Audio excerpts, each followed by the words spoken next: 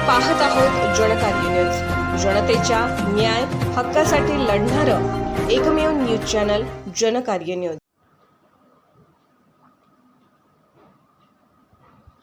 शेतकऱ्यांचे हित नजरेसमोर ठेवून श्री दत्त शेतकरी सहकारी साखर कारखाना वाटचाल करीत आहे। यासाठी शेतकऱ्यांना वेळोवेळी प्रशिक्षण दिले जाते।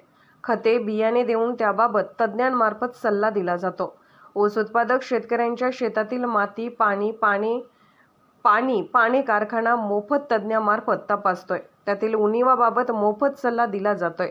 ऊस उत्पादन वाढवून शेतकऱ्याचा जास्तीत जास्त आर्थिक फायदा कसा होईल याकडे कारखाना सदैव लक्ष देत असतो, असे प्रतिपादन कारखान्याचे चेअरमन गणपतराव पाटील दादा यांनी केले। श्री दत्त शेतकरी सहकारी साखर कारखान्याचा पंचवार्षिक निवडणूक कार्यक्रम लागला आहे।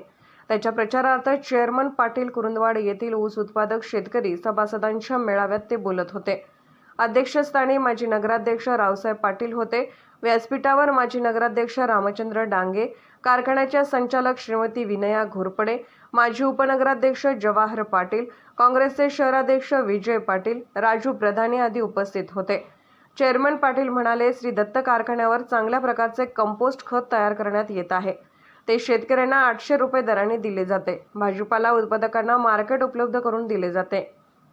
इथेनॉल व को जनरेशनमधून अधिक पैसे मिळतात। ते शेतकऱ्यांना दराच्या रूपात दिले जातात। शेतकऱ्यांना 3100 रुपये दर दिला आहे।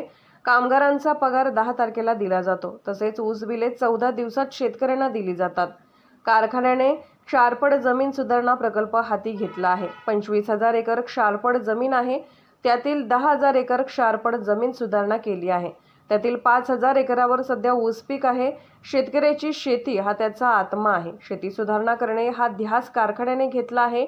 शेतकरी सधन सुखी कसा होईल याकडे कारखाना आवर्जून लक्ष देत आहे।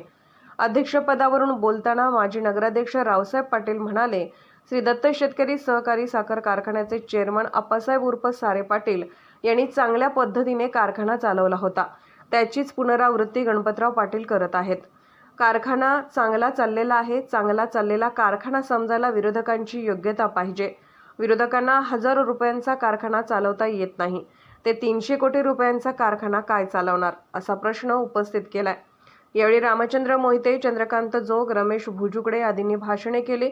स्वागत संचालक श्रीमती विनया घोरपडे यांनी, प्रास्ताविक ॲडव्होकेट देवराज मगदूम, तर आभार साताप्पा बागडी यांनी मांडले।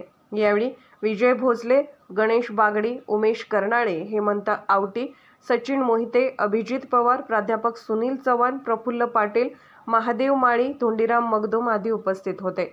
जनकार्य न्यूजसाठी कुरुंदवाडहून नागेश गायकवाड।